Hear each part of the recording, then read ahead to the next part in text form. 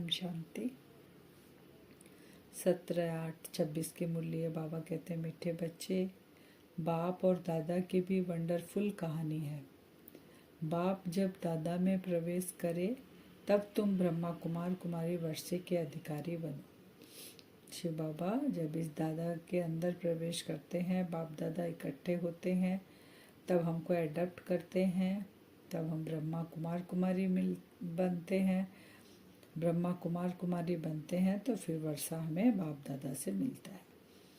प्रश्न है, निश्चित ड्रामा को जानते हुए भी तुम बच्चों का कौन सा लक्ष्य अवश्य रखना है। ड्रामा को हम जानते हैं, फिर भी लक्ष्य क्या है कि पुरुषार्थ कर गैल्प करने का अर्थात विनाश के पहले बाप की याद में रह कर्मातीत बनने का लक्ष्य अवश्य रखना है।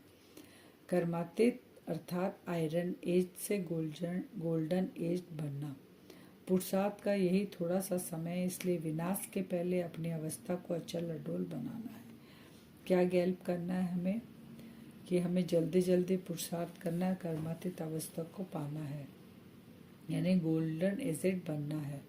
पुरुषार्थ का समय थोड़ा सा मिला है, इसलिए अपनी स्थिति भी हमको अचल अडोल बनानी है। ओम शांति।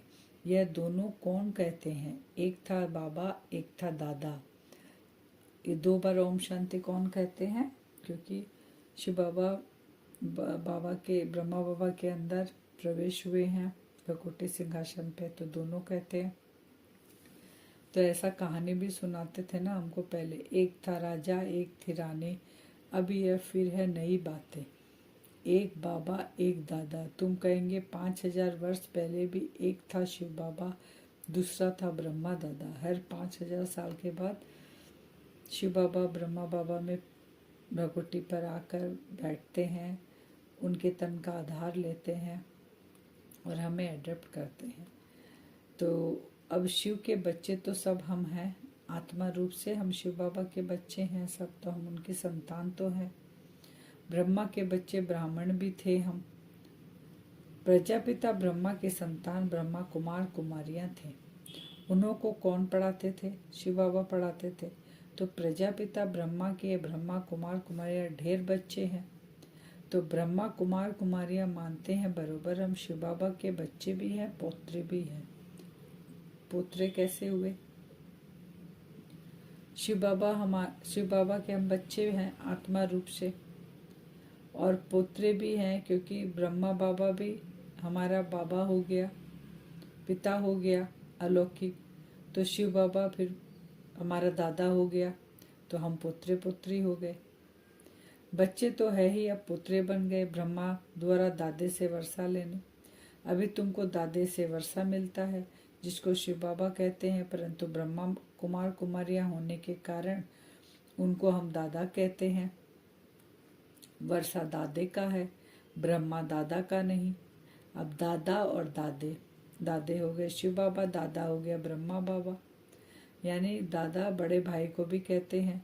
तो ब्रह्मा बाबा की आत्मा भी है, हम सब की आत्माएं भी हैं, तो भाई भाई की दृष्टि से वो दादा हो गए ब्रह्मा बाबा।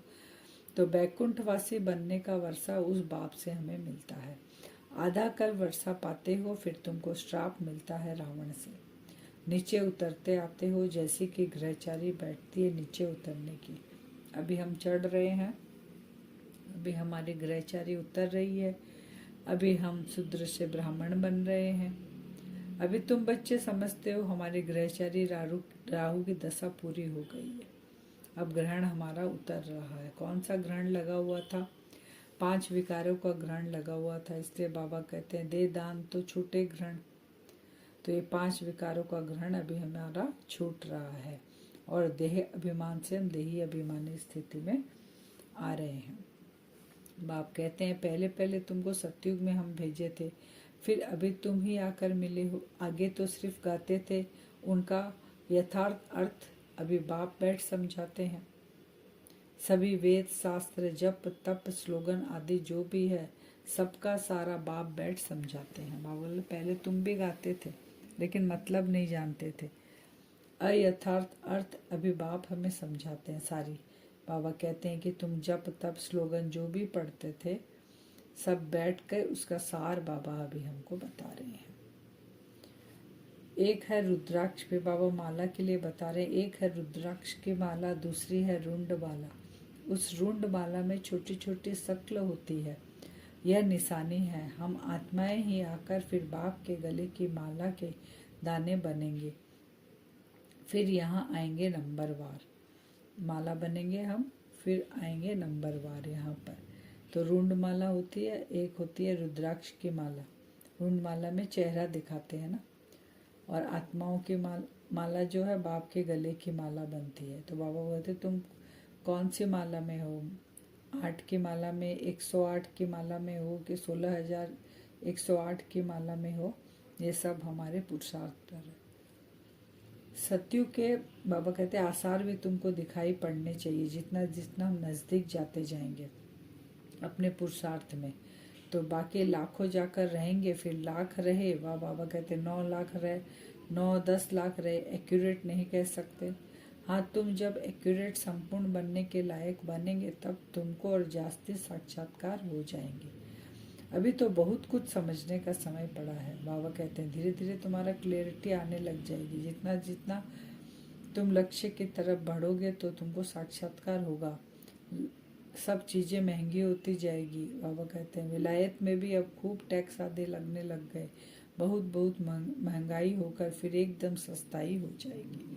अभी अति की तरफ जा रहे हैं तो वो साक्षात्कार होगा ना, पहले महंगाई होगी, फिर बाबा कहते हैं धीरे धीरे सस्ताई होगी। सस्ताई कहाँ होगी? सतयुग में, क्योंकि आने वाला समय कौन सा है? सतयुग। वहाँ पे कोई भी चीज़ में खर्चा नहीं होगा, सारी खानियाँ भरपूर है, लक्ष्मी नारायण के पास बहुत वैभव है। इसीलिए बाबा कहते हैं अब अभी श्रीनाथ द्वारे में मूर्ति के आगे कितना वैभव से भोग आदि लगाते हैं। तुम भी बाबा कहते तुम भी ड्रामा के वश हो। ड्रामा अनुसार बाप भी आया हुआ है। ड्रामा में 1 मिनट भी नीचे ऊपर नहीं हो सकता। हम सब किसके वश है? ड्रामा के पट्टे पर हम आत्माएं पार्ट बजा रही है और ड्रामा के वश है। इसका 1 मिनट भी इधर उधर नहीं हो सकता। बाबा भी अपने समय अनुसार ही आता है। बाबा कहते भी है ना कि तुम द्वापर युग से मुझे पुकार रहे थे, मैं चाहता तो उसी समय आ जाता, लेकिन ये ड्रामा में लॉ नहीं है। मैं कब आता हूँ? संगम पर ही आता हूँ। जैसे बाबा आया तुमने देखा, कल बाद भी हुबहू ऐसा ही होगा। ये ड्रामा रिपीट होता है, जैसा हुआ 5000 साल कल पहले, कल बाद भी वही दोबारा रिपीट होगा।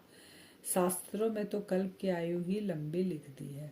बाबा कहते हैं कितना 5000 साल, वो कहते हैं कोई कहता है 84 लाख, कोई कहते हैं 40,000 साल। तो ब्राह्मण धर्म में आकर बाबा कहते हैं फिर तुम देवता धर्म में आएंगे। पहले देवता बनने के लिए हमें ब्राह्मण बनना पड़ेगा। तो ब्राह्मण धर्म में नहीं आएंगे तो देवता धर्म में कैसे आएंगे? ब्राह्मण दिन प्रतिदिन वृद्धि को पाते रहेंगे, देखेंगे विनाश सामने आ गया, यह तो ठीक कहते हैं, फिर वृद्धि होती जाएगी। ब्राह्मणों का झाड़ वृद्धि को पाकर फुल हो जाएगा, फिर वापस जाएगा, देवताओं का झाड़ बढ़ेगा। ये ब्राह्मण आत्माएं ही देवता बनेंगे, फिर धीरे धीरे यही आत्माएं जाएंगी और फिर देवताओं का झाड़ बढ़ेगा। संगम का ही गायन है कि गंगा सागर का मेला दिखाते हैं, वह सब है भक्ति मार्ग का। बाबा कहते हैं यह है ज्ञान सागर, और ज्ञान सागर से निकली हुई तुम ज्ञान गंगाएं हो। तो पतित पावन का अक्षर भी कहते हैं ना, वह समझते पतित पावनी गंगा, और फिर गंगा में स्नान करते हैं जाकर। लेकिन ये कौन सी गंगा में स्नान करना चाहिए? ज्ञान की गंगा में स्नान करना चाहिए, जिससे आत्मा पावन बनती है। यह नदियाँ तो सतयुग से लेकर चलती आती है। आजकल तो नदियाँ भी कहाँ कहाँ डुबो देती है। प्रकृति भी तमो प्रधान, सागर भी तमो प्रधान। तो बाबा कहते सब तमो प्रधान होने के कारण दुख का कारण बन गए हैं। सतयुग में ऐसा नहीं होता। सतयुग तो यमुना के कंठे पर है, दहली परिस्थान थी, फिर वही बनेगा। जैसा हुआ है चक्र में वैसा ही होगा। दिल्ली में ही परिस्थान था, वापस वहीं पर ही परिस्थान बनेगा, यमुना के कंठे पर। भल कोई अपने को एक्टर समझते भी है, परंतु कल्प 5000 वर्ष का है, यह किसी को भी पता नहीं। कहाँ 84 जन्म, कहाँ 84 लाख। अभी तुम रोशनी में हो। हमको ये क्लियर है कि ये ड्रामा है कितने साल का। क्योंकि स्वयं भगवान आकर हमें ये नॉलेज देते हैं, ज्ञान का सागर आके हमें ये नॉलेज देते हैं। तुमको बाप से वर्षा मिलता है, बाप कहते हैं मन मना भाव, बाप को याद करना है। शिव भगवान उवाच, भगवान की महिमा में और देवताओं की महिमा में बहुत फर्क है। किसकी महिमा में फर्क है? भगवान की महिमा और देवी देवताओं की महिमा में फर्क है। भगवान कौन है? निराकार है और वह सागर है और आत्माएं के है। 16 कला सर्वगुण संपन्न आत्माओं का ये महिमा दी जाती है। संपूर्ण निर्विकारी और मर्यादा पुरुषोत्तम ये आत्माओं की महिमा है। और शिव बाबा की महिमा है, वह एवर प्योर है, ज्ञान का सागर है, पतित पावन है। भगवान की इतनी महिमा है तो जरूर आना पड़े। उनका जन्म दिव्य अलौकिक है और किसी को दिव्य जन्म नहीं गाया जाता। दिव्य जन्म और किसी का भी नहीं होता। सबकी आत्माएं आकर शरीर धारण कर कर पाठ बजाती है। केवल परमात्मा ही आकर किसी तन का आधार लेते हैं, इसलिए उनका अलौकिक जन्म होता है। यह भी बच्चों को समझाया। एक होता है लौकिक बाप, दूसरा है पारलौकिक बाप, जिसको ही भगवान का ही याद करते हैं, और तीसरा है अलौकिक बाप। लौकिक, पारलौकिक, अलौकिक। अब संगम पर हमारे 3 बाप हैं। यह फिर वंडरफुल बाप है। जब पारलौकिक बाप बच्चों को एडप्ट करते हैं तो बीच में अलौकिक आ जाता है। अलौकिक बाप से के थ्रू ही तो बाबा पारलौकिक बाबा हमें एडप्ट करते हैं। बाबा कहते हैं सत्य संगम पर 3 बाप, सतयुग में 1 बाप तुम्हारा होता है, और द्वापर से 2 माने भगवान को भी पुकारने लग जाते हैं, तो लौकिक और पारलौकिक बाप। फिर हे परमात्मा कहकर याद नहीं करते। फिर द्वापर में जब भक्ति मार्ग शुरू होता है तो हमारे 2 बाप हो जाते हैं। वहाँ हे परमात्मा दुख से याद करने लग जाते हैं। फिर विनाश के लिए बाबा कहते हैं विनाश भी तुम्हारे को ही देखना है। जो तुम इन आंखों से देखेंगे, बॉम्ब्स छोड़ेंगे, मनुष्य तो मरेंगे ना। तो जापान में भी बॉम्ब्स छोड़ा, उस समय की बात है। देखा ना कैसे मनुष्य मर गए। अब यहाँ लड़ाइयाँ लगती रहती है। खुद भी कहते हैं हम तंग होते जाते हैं। 10-10 वर्ष भी लड़ाइयाँ चलती रहती है तो खुद भी परेशान हो जाते हैं। कहते हैं कि ये चिंगारी लगी है, पता नहीं ये कब ख़त्म होगी। 10-10 साल तक चल रही है लड़ाइयाँ। तो बाप कहते हैं तुम कर्म योगी हो, 8 घंटा तो यह सेवा करेंगे, 8 घंटा याद कर सको इतना पुरुषार्थ करना है। याद करते रहने से विकर्म विनाश होते जाएंगे। इसको ही योग अग्नि कहा जाता है। योग अग्नि किसको कहा जाता है? कि बाबा की याद से हमारे अंदर जो विकर्म है उसका विनाश होगा, उसको योग अग्नि कहा जाता है। यह है मेहनत। गृहस्थ व्यवहार में रहते हुए सिर्फ याद करना है। यह भी बाबा बतलाते हैं कि जिन्होंने गृहस्थ छोड़ा, बच्चे बने, वह भी इतना याद नहीं करते हैं। घर बार में रहते हुए बाबा कहते जास्ते बाबा को याद करते हैं। जिन्होंने घर बार छोड़ दिया, बाबा के पास आ गए, बाबा कहते वो भी इतना याद नहीं करते हैं। अर्जुन और भील का भी मिसाल देते हैं ना। मेहनत है बाप को याद करना और चक्र को समझाना। बाबा कहते इसमें मेहनत है। महाभारत लड़ाई भी जरूर लगेगी। बाबा कहते तुमको अंधों की लाठी बनना है, सबको रास्ता बताना है कि हमारा बाप आया हुआ है, और स्वदर्शन चक्रधारी सबको बनाना है, सबको स्वयं का परिचय दिलाना है, बाबा का परिचय देना है। ये सब हमको करना है। बाबा ने हमें अंधों की लाठी कहा है, क्योंकि दिव्य नेत्र, तीसरा नेत्र उनका नहीं है, वो तीसरा नेत्र हमको देना है उनको। आज का वरदान है तोड़ना, मोड़ना और जोड़ना। इन 3 शब्दों की स्मृति द्वारा सदा विजयी भव। सारी पढ़ाई और शिक्षाओं का सार ये 3 शब्द है। पहला कर्म बंधन तोड़ने हैं, दूसरा अपने संस्कार स्वभाव को मोड़ना है, तीसरा एक बाप से सर्व संबंध जोड़ने हैं। यही 3 शब्द संपूर्ण विजयी बना देंगे। इसके लिए सदा यही स्मृति रहे कि जो भी इन नैनों से विनाशी चीजें देखते हैं वह सब विनाश हुई पड़ी है। उन्हें देखते भी अपने नए संबंध, नई सृष्टि को देखते रहो तो कभी हार हो नहीं सकती। बाबा ने तोड़ना, मोड़ना और जोड़ना कहा है। इसको अगर हम देखते रहेंगे तो ये विनाशी जो चीज़ें हैं ये जो विनाश हो जाएंगी उनकी तरफ हमारा ध्यान ही नहीं जाएगा। स्लोगन है, योगी की निशानी है सदा क्लीन और क्लियर। जो योगी होगा वो सदा क्लीन होगा और क्लियर होगा। अव्यक्त इशारे हैं, अपवित्रता के बीज को भी समाप्त कर संपूर्ण स्वच्छ बनो।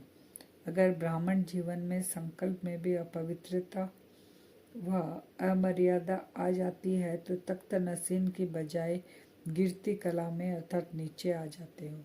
कोई विकर्म नहीं हुआ लेकिन व्यर्थ कर्म भी हुआ तो पश्चाताप के बजाय महसूसता की स्टेज होती है। महसूस होता है कि यह रॉन्ग है, नहीं होना चाहिए। वह बात कांटे के समान चुभती रहेगी। इसलिए व्यर्थ से भी मुक्त बनो। महसूसता भी नहीं आनी चाहिए कि यह चीज़ रॉन्ग है, ये भी व्यर्थ है और ये बात फिर चुभती रहती है, इसलिए इससे भी मुक्त बनो। अभी हम वरदान से योग करेंगे। अपने आप को देखेंगे भ्रकुटी सिंहासन पर, मैं आत्मा चमक रही हूँ। सूक्ष्म शरीर के साथ पहुँचेंगे ग्लोब के ऊपर। बाप दादा का आह्वान करेंगे ग्लोब के ऊपर। देखें बाप दादा भी फरिश्ता स्वरूप में ग्लोब के ऊपर आकर स्थित हो गए। मैं फरिश्ता ग्लोब के ऊपर बैठकर अपनी चेकिंग करता हूँ। बाबा के दोनों हाथ मुझ फरिश्ते के सर के ऊपर है। बाबा पावरफुल दृष्टि दे रहे हैं। बाबा के हाथों से वो किरणें निकलकर मुझ फरिश्ते के अंदर तक जा रही है।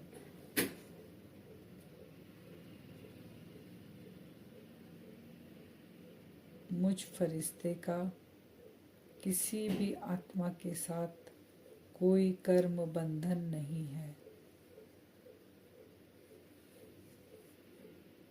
मेरे सारे कर्म बंधन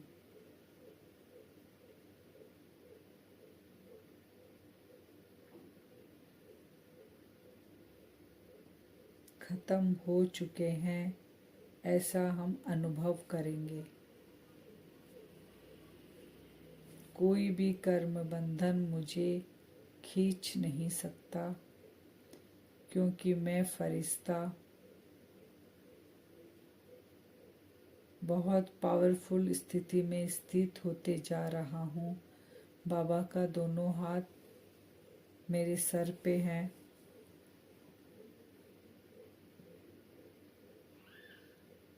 मुझ आत्मा के जो भी स्वभाव संस्कार है, उन स्वभाव संस्कारों को मोल्ड करना है और शिव बाबा के साथ जोड़ना है। अपनी चेकिंग करनी है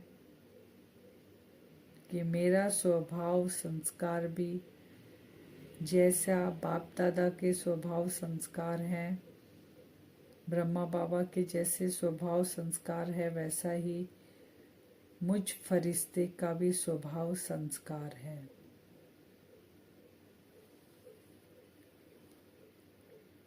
मोल्ड कर कर सारे संबंध शिव बाबा के साथ, सारी प्राप्तियां मुझे बाबा से हो रही है। हर एक संबंध की प्राप्ति शिव बाबा से मुझे मिल रही है। मैं फरिश्ता संतुष्ट और तृप्त होते जा रहा हूँ। कर्म बंधनों से तोड़ना, मोड़ना और जोड़ना एक शिव बाबा के साथ। उनकी सारी शक्तियाँ मुझ फरिश्ते के अंदर ट्रांसफर हो रही है। सर्व संबंधों का सुख मुझे मिल रहा है।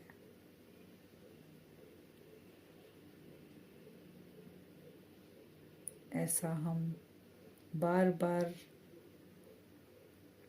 ग्लोब पर जाएंगे, बाबा से संबंधों का रस लेंगे, तृप्त होंगे और संतुष्ट होंगे सारे संबंधों से, कर्म बंधनों से मुक्त होंगे, स्वभाव संस्कार बाप दादा के समान ऐसी ऊंची स्थिति में स्थित होंगे। बार बार ऐसा करेंगे और ग्लोब पर चारों तरफ ये वाइब्रेशन फैलाएंगे, जिससे और भी मेरे भाई बहन आत्माएं इस ऊंची स्थिति में स्थित हो जाएं। ओम शांति।